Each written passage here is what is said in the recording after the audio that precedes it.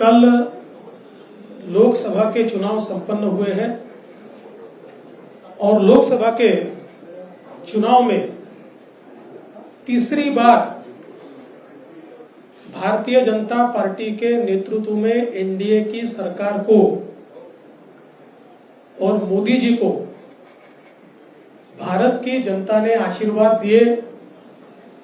भारत की जनता का मैं आभार व्यक्त करता हूं। विशेष रूप से नेहरू जी के बाद यानी 1962 के बाद मोदी जी ऐसे पहले प्रधानमंत्री होंगे जो तीसरी बार लगातार देश के प्रधानमंत्री बन रहे हैं। एक नया रिकॉर्ड मोदी जी इस चुनाव में कायम कर रहे हैं। इसलिए महाराष्ट्र की ओर से मोदी जी का भी हम लोग आभार व्यक्त करते हैं। और उसके साथ साथ देश में अरुणाचल प्रदेश और उड़ीसा ये दो जगह की विधानसभाओं में लोगों ने भारतीय जनता पार्टी को पूर्ण बहुमत दिया, हमको चुनकर दिया।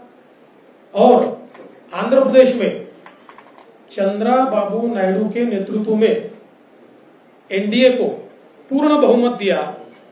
इसके लिए भी वहां के जनता का मैं बहुत बहुत आभार व्यक्त करता हूं।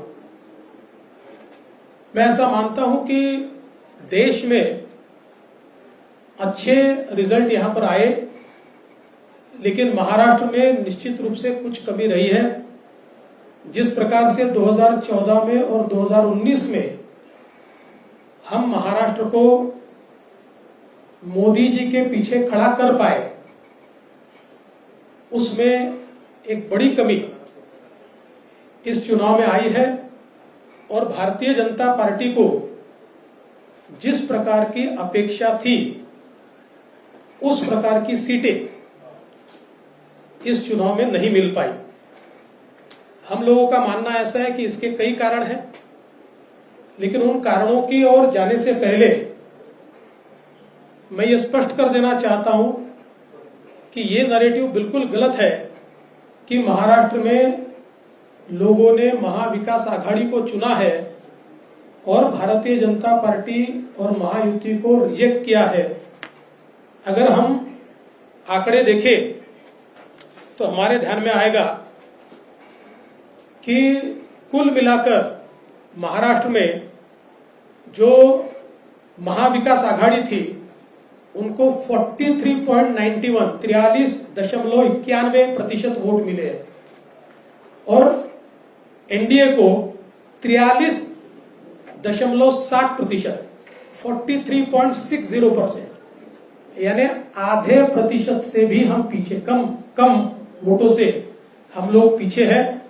तो इसका मतलब यह है कि दोनों को लोगों ने समान वोट दिए हैं, कहीं पर भी हमको रिजेक्ट किया है, इस प्रकार की परिस्थिति नहीं है।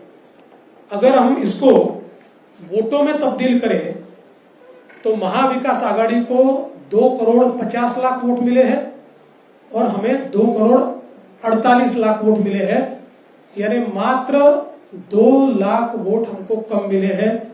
लेकिन सीटों का अंतर इन 2 लाख वोटों का ऐसा है, या इस आधे दशमलव का ऐसा है कि महाविकास आघाड़ी को 30 सीटें मिली है और हमें मात्र 17 सीटें मिली है।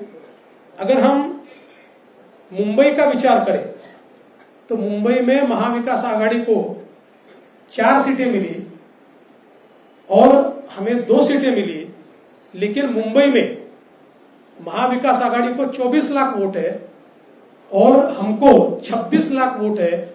महाविकास आघाड़ी से 2 लाख वोट ये मुंबई में भारतीय जनता पार्टी और एनडीए ने ज्यादा लिए हुए हैं। दूसरा, एक और चीज मैं कहना चाहता हूं कि 2019 में हमको 27.84 इतने वोट मिले थे। इस बार हमारे वोट बहुत थोड़े घटे हैं। बीजेपी की मैं बात कर रहा हूं, बीजेपी को 27.84 थे, इस बार 26.17, यानी 1.25 या 1.5% वोट ये केवल हमारे कम हुए हैं और उसमें हमारी सीटें 23 से सीधे 9 पर आई है। और वहीं अगर हम कांग्रेस का विचार करें तो कांग्रेस को 2019 में 16.41 वोट थे और एक सीट मिली थी। 16.41 से इस बार उनका प्रतिशत हो गया 17, यानी आधा % बढ़ा और उनकी सीटें 13 हुई है। तो अगर हम लोग कुल मिलाकर ये सारी चीजें देखें तो मैं ऐसा कह सकता हूं कि भारतीय जनता पार्टी को और एनडीए को या महायुति को लोगों ने अच्छे वोट दिए हैं, लेकिन पॉलिटिकल अर्थमेटिक इस प्रकार का रहा कि हमारे खिलाफ के वोट ये बड़े पैमाने पर कंसोलिडेट हुए। और इसका परिणाम मैं अगर बीजेपी का विचार करूं तो हमारी 8 सीटें ऐसी है कि जो 4% से भी कम वोटों से हारी है। करीब 6 सीटें ऐसी है जिसमें 30,000 से कम मार्जिन से हम हारे हैं और 2,000 से 4,000 से 6,000 से हारने वाली भी सीटें हमारी है।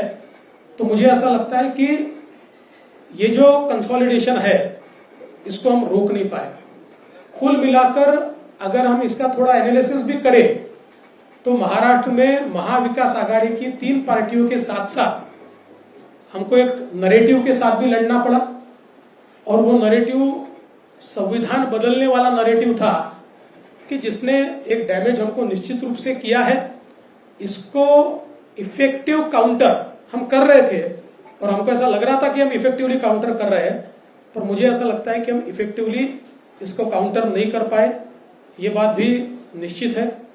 और कई कारण आज हमारी जो बैठक हुई इस बैठक में इस हार के और कई कारण हम लोगों के ध्यान में आए, जिसमें विशेष रूप से कई जगह पर हमारे उम्मीदवारों की एंटी इनकम्बेंसी हम असेस नहीं कर पाए और उसके कारण 2 बार 3 बार के कई उम्मीदवार थे कि जिनको चुनाव के दरमियान हमारे ध्यान में आया कि इनके बारे में एक एंटी इनकम्बेंसी है। तो ये एक जरूर कारण रहा।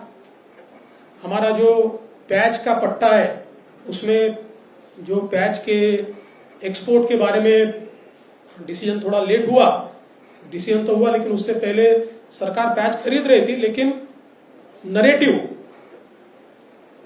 एक बड़ा उसमें तैयार हुआ जो उन सीटों पर हमारे कुछ वोटों को कम किया उसने और उसका भी हम लोगों को प्रॉब्लम कुछ न कुछ पैमाने पर हुआ है। इसके साथ साथ सोयाबीन और कपास के बारे में मुझे ऐसा लगता है कि उसमें हम लोगों ने जो अनाउंसमेंट की थी कि जो भावांतर योजना के तहत हम किसानों को मदद करेंगे, उस भावांतर योजना को हम लोग आचार संहिता से पहले लागू नहीं कर पाए, लोगों को हम पैसा नहीं दे पाए। तो उसमें भी एक हम लोगों की कमी रही है। और इसके साथ साथ और भी कई कमियां हमारी हैं, जिन कमियों के ऊपर हमने विचार किया और मुझे ऐसा लगता है कि इन कारणों के चलते कुछ सीटें हमारी निश्चित रूप से कम हुई। एक हम लोग बड़ा ब्रेनस्टॉर्मिंग भी इसके ऊपर करेंगे। अभी आज हमारे कई वरिष्ठ नेता नहीं पहुंच पाए क्योंकि कल देर रात तक काउंटिंग चली है। तो हम लोग सब लोग मिलकर फिर एक बार एक ब्रेनस्टॉर्मिंग करके और विधानसभा के लिए हमारी स्ट्रेटेजी तय करेंगे। और मैं निश्चित रूप से जो आंकड़े मैंने आपके सामने रखे हैं, ये आंकड़े इस बात को प्रूव करते हैं कि जरूर महाविकास आघाड़ी को एक इमोशनल एडवांटेज इन आंकड़ों से मिला होगा, लेकिन जमीन पर आज हम मजबूत हैं और अपनी गलतियों को दूर करके वापिस लोगों के बीच जाकर हम लोग जो हमको अधिक का लोगों से आशीर्वाद चाहिए वो संपादित करने की कोशिश करेंगे। इस पूरे चुनाव में हमारे प्रदेश के अध्यक्ष बावनकुळे जी, हमारे मुंबई के अध्यक्ष आशीष शेलार जी, इन्होंने बहुत अच्छा काम किया है। मैं निश्चित रूप से उनकी प्रशंसा करता हूं। कार्यकर्ताओं ने भी जी जान से काम किया है। भारतीय जनता पार्टी के कार्यकर्ताओं ने केवल खुद की कॉन्स्टिट्यूएंसी में नहीं, शिवसेना की और एनसीपी की कॉन्स्टिट्यूएंसी में भी बहुत अच्छे से काम किया है। हाँ, ये जरूर है, और जो मैं स्पष्ट रूप से मान्य करता हूं कि हमारे जो मित्र हैं उनके साथ नीचे कुछ प्रश्न निर्माण हुए हैं जिसको हमें पाटना होगा, जो हमने चिन्हित किए हैं, और जल्दी ही हम लोग मुख्यमंत्री जी और उप मुख्यमंत्री जी के साथ बैठेंगे और बैठकर इसके ऊपर भी हम लोग निर्णय करेंगे। और साथ साथ महाराष्ट्र में चूंकि एक प्रकार से भारतीय जनता पार्टी की सारी जिम्मेदारी महाराष्ट्र में एक लीडर के रूप में मेरे ऊपर थी, तो ये जो हमारा महाराष्ट्र में डिबैकल हुआ है या जो हमें एक प्रकार से हार मिली है, हमारी सीटें कम हुई है, इसकी पूरी जिम्मेदारी ये मेरी है। मैं इस जिम्मेदारी को स्वीकारता हूं। कहां कमियां रही है उसको पूरा करने की कोशिश करूंगा। मैं भागने वाला आदमी तो हूं नहीं, और जोरों से मैदान में उतरूंगा और हमारी पूरी पार्टी को साथ में लेकर हम लोग वापस नई स्ट्रैटेजी तैयार करेंगे, और नई स्ट्रैटेजी तैयार करके हम लोग जनता के बीच जाएंगे। जनता का जो विश्वास है उस विश्वास को हम लोग संपादित करेंगे।